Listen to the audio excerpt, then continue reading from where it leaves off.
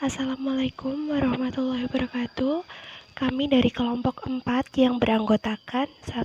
Agnia Maulidia, NIM 1710200054, Alfiatur Rahmawati Dewi, NIM 1710200055, dan Nuga Fitriani dengan NIM 1710200056. Ini kami akan mempresentasikan bab 15 dengan judul Dasar pada Struktur Organisasi, di mana struktur organisasional akan mendefinisikan bagaimana pekerjaan secara formal dibagikan, dikelompokkan, dan dikoordinasikan. Para manajer perlu membahas mengenai 6 elemen utama ketika mereka merancang struktur organisasi mereka. Yang pertama terdapat spesialis kerja, merupakan sampai sejauh mana aktivitas dalam organisasi dibagi ke dalam pekerjaan-pekerjaan secara terpisah. Sebagian besar manajer saat ini mengakui ekonominya spesialisasi dengan memberikan pekerjaan tertentu dan permasalahannya ketika pelaksanaannya terlampau jauh. Kedua, terdapat departementalisasi yang mana basis pekerjaan dalam organisasi dikelompokkan secara bersama-sama. Salah satu cara yang paling terkenal untuk aktivitas kelompok adalah dengan fungsi yang dikerjakan. Departementalisasi berfungsi untuk memproses para konsumen, demikian pula dengan produknya. Selanjutnya terdapat rantai komando, garis kewenangan yang tak terputus yang membentang organisasi puncak hingga pegawai terendah dan menjelaskan siapa yang memberikan laporan kepada siapa. Otoritas mengacu pada hak intern dalam posisi manajerial yang memberikan perintah dan mengharapkan mereka untuk dipatuhi. Kesatuan komando membantu mengamankan konsep dari garis kewenangan yang tak terputus. Kemudian terdapat rentang kendali, sejumlah bawahan yang dapat diarahkan oleh manajer secara lebih efisien dan efektif. Kecenderungan dalam tahun-tahun belakangan ini telah mengarah pada kendali yang lebih lebar. Mereka konsisten dengan upaya perusahaan untuk memangkas biaya atas, mempercepat pengambilan keputusan, meningkatkan fleksibilitas, semakin dekat dengan konsumen, serta memberdayakan para pekerja.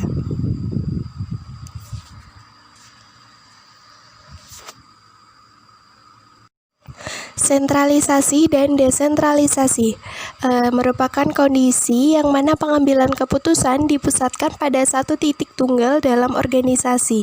Organisasi yang dicirikan dengan sentralisasi adalah yang pada dasarnya berbeda secara struktural dari sisi satunya, yaitu desentralisasi.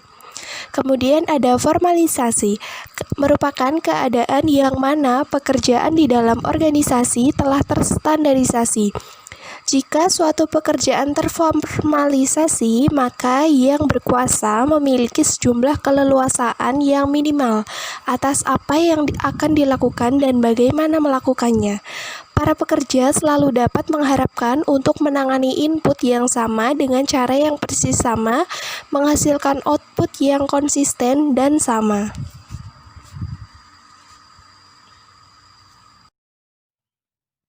Desain organisasi yang umum. Struktur sederhana atau simple struktur, suatu struktur organisasi yang dicirikan dengan rendahnya derajat departementalisasi, rentang kendali yang lebar, otoritas yang terrealisasi pada satu orang tunggal, dan kecilnya formalisasi. Kita dapat memikirkan struktur sederhana dalam hal apa yang bukan dari apa adanya. Struktur sederhana tidak rumit. Ini adalah organisasi datar, biasanya hanya memiliki 2 atau 3 tingkat vertikal, badan karyawan yang longgar, dan satu individu di mana otoritas pengambilan keputusan terpusat. Struktur sederhana paling banyak diadopsi dalam usaha kecil di mana manajer dan pemiliknya adalah satu dan sama. Birokrasi standarisasi itu adalah konsep kunci yang mendasari semua birokrasi. Pertimbangkan bank tempat Anda menyimpan rekening cek Anda, departemen store tempat Anda membeli pakaian, atau kantor-kantor pemerintah yang mengumpulkan pajak Anda. Menegakkan peraturan kesehatan atau memberikan perlindungan kebakaran lokal. Mereka semua bergantung pada proses kerja standar untuk koordinasi dan kontrol. Birokrasi dicirikan oleh tugas-tugas operasional rutin yang dicapai melalui spesialisasi, aturan, dan peraturan yang sangat formal. Tugas-tugas yang dikelompokkan ke dalam departemen fungsional, otoritas terpusat, rentang kendali sempit, dan pengambilan keputusan yang mengikuti rantai komando. Struktur matriks. Struktur matriks atau simple structure, suatu struktur organisasi yang menciptakan otoritas ganda dan menggabungkan antara departementalisasi fungsional dengan departementalisasi produk.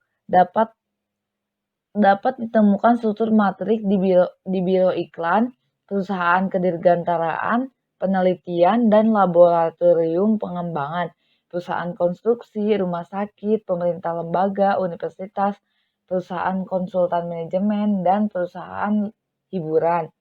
Ini menggabungkan dua bentuk departementalisasi fungsional dan produk. Perusahaan yang menggunakan struktur seperti matriks termasuk ABB, Boeing, BMW, IBM, dan Procter and Gamble. Kekuatan departementalisasi fungsional menetapkan spesialis bersama yang meminimalkan jumlah yang diperlukan saat mengizinkan pengumpulan dan pembagian sumber daya khusus di seluruh produk.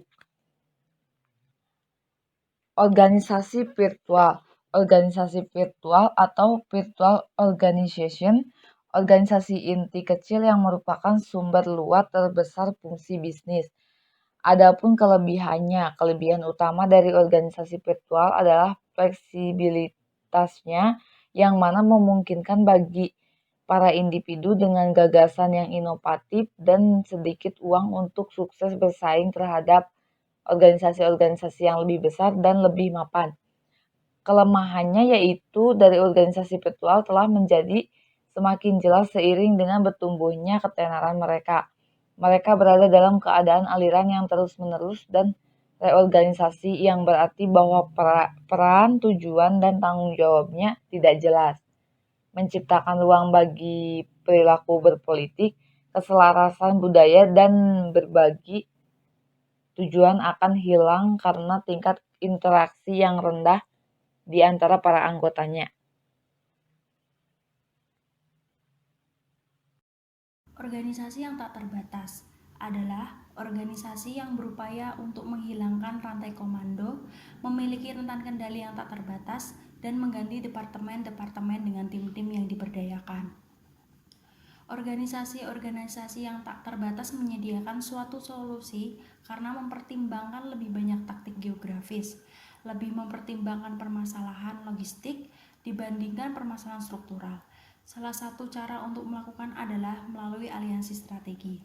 Selanjutnya yaitu organisasi yang lebih ramping atau perampingan.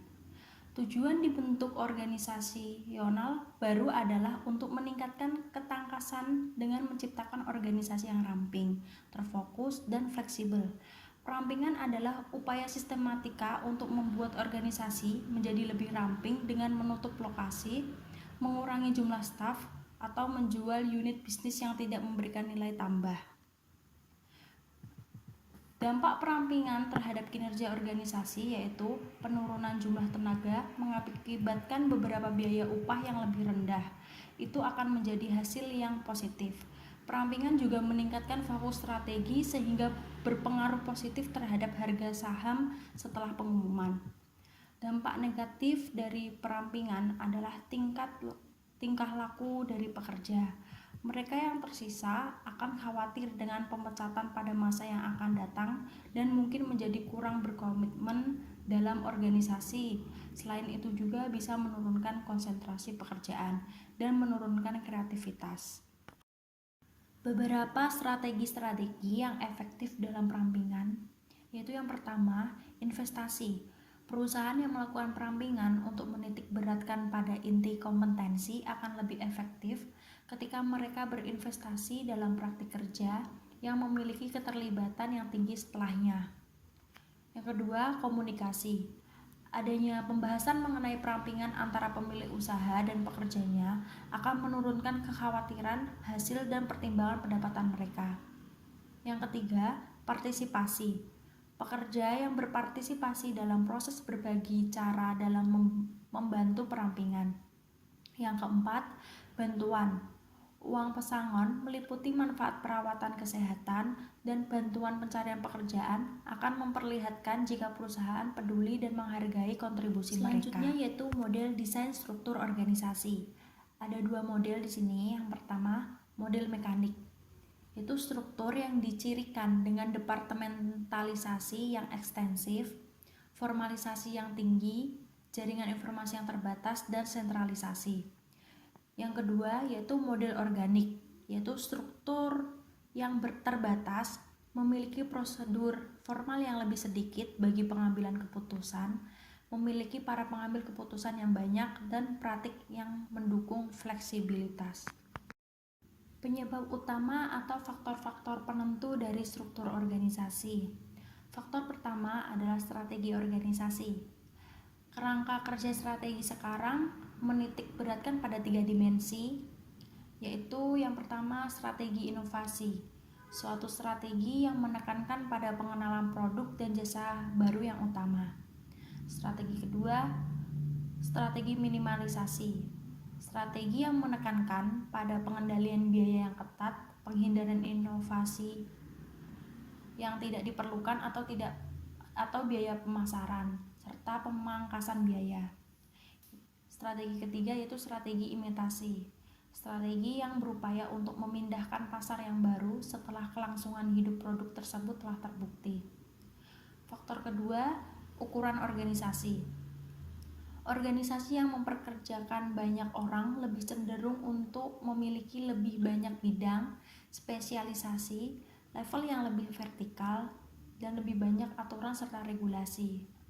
Faktor ketiga, teknologi. Menggambarkan cara organisasi memindahkan input ke dalam output. Faktor keempat, lingkungan.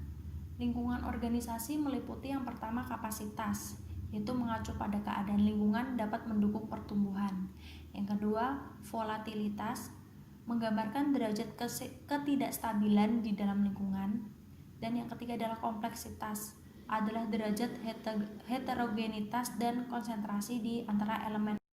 Sekian presentasi materi dari kelompok kami. Selanjutnya kami akan mempresentasikan analisis jurnal yang berjudul Pengaruh Teknologi Informasi dan Struktur Organisasi terhadap Kualitas Sistem Informasi Akuntansi Manajemen pada PT Panca Anugrah Indomobility. Yang pertama ada pendahuluan. Era globalisasi yang semakin melanda dunia usaha mempunyai dampak yang cukup besar bagi perusahaan. Hal tersebut tentunya menjadi tantangan bagi manajemen perusahaan untuk menciptakan terobosan baru dari mulai mengembangkan ide-ide baru untuk mengatasi persaingan yang semakin ketat pada masa mendatang. Masyarakat menyadari bahwa teknologi informasi merupakan salah satu alat atau tool penting dalam peradaban manusia untuk mengatasi atau sebagian masalah derasnya arus informasi.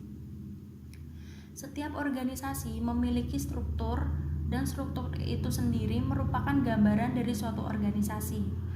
Keadaan di mana setiap struktur organisasi menguntungkan menjadi dasar untuk mengubah struktur keorganisasian dalam menanggapi perubahan kondisi seperti perbaikan sistem pengolahan informasi dan perbaikan dalam sistem keputusan. Karena tiang dasar pengorganisasian adalah prinsip pembagian kerja yang memungkinkan sinergi terjadi. Sistem informasi akuntansi manajemen dapat membantu manajer dalam pengendalian aktivitas dan pengurangan ketidakpastian sehingga diharapkan dapat membantu perusahaan mencapai tujuan.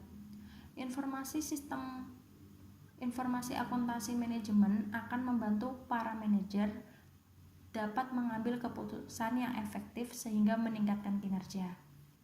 Selanjutnya yaitu tujuan penelitian. Yang pertama, untuk mengetahui pengaruh teknologi informasi terhadap kualitas sistem informasi akuntansi manajemen pada PT Panca Anugrah Indomobility.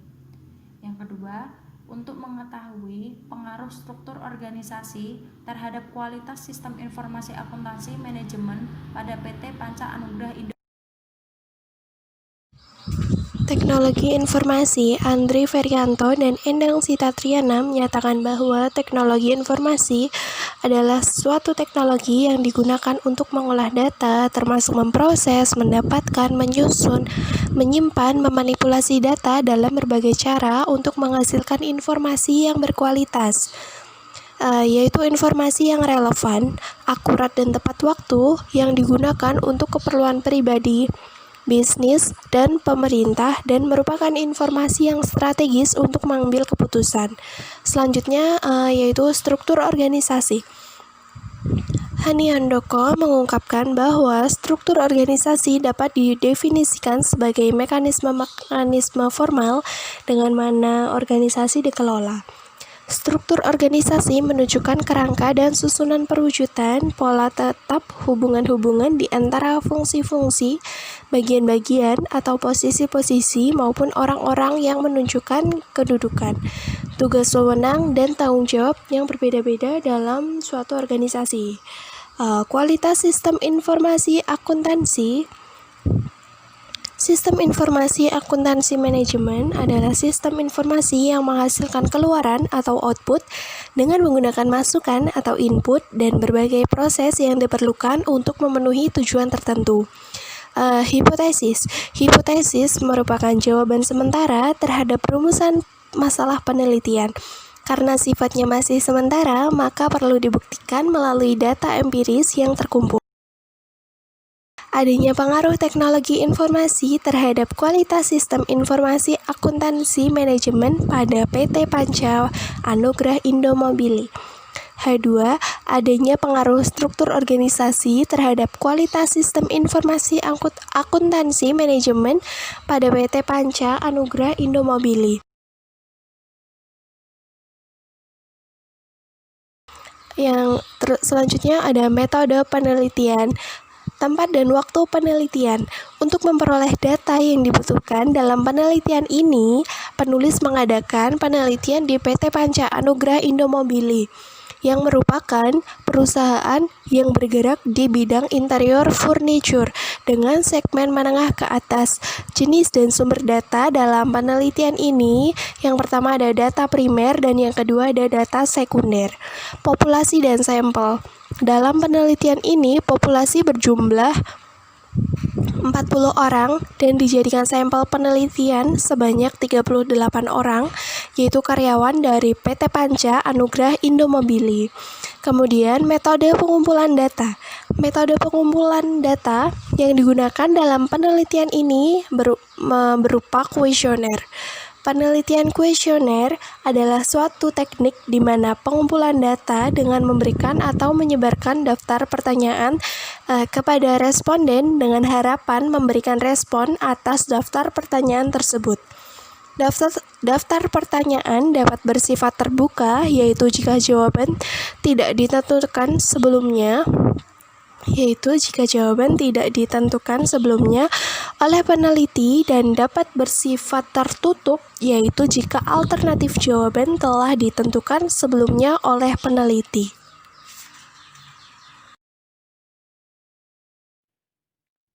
Metode analisis data. Penelitian ini menggunakan metode penelitian deskriptif kuantitatif. Penelitian deskriptif adalah penelitian yang bertujuan menggambarkan suatu kondisi atau fenomena tertentu dan tidak memilah-milah atau mencari faktor-faktor atau variabel tertentu. Metode penelitian kuantitatif dapat diartikan sebagai metode penelitian yang berlandaskan pada filsafat positivisme, digunakan untuk meneliti pada populasi atau sampel tertentu. Teknik pengambilan sampel pada umumnya dilakukan secara random. Pengumpulan data menggunakan instrumen penelitian. Analisis data bersifat kuantitatif atau statistik dengan tujuan untuk menguji hipotesis yang telah ditetapkan. Analisis data yang diperlukan dalam penelitian ini menggunakan kuesioner. Kuesioner ini disusun berdasarkan dimensi yang terdiri dari indikator-indikator yang terdapat pada masing-masing variabel. Variabel-variabel itu terdiri dari variabel dependen dan juga variabel independen.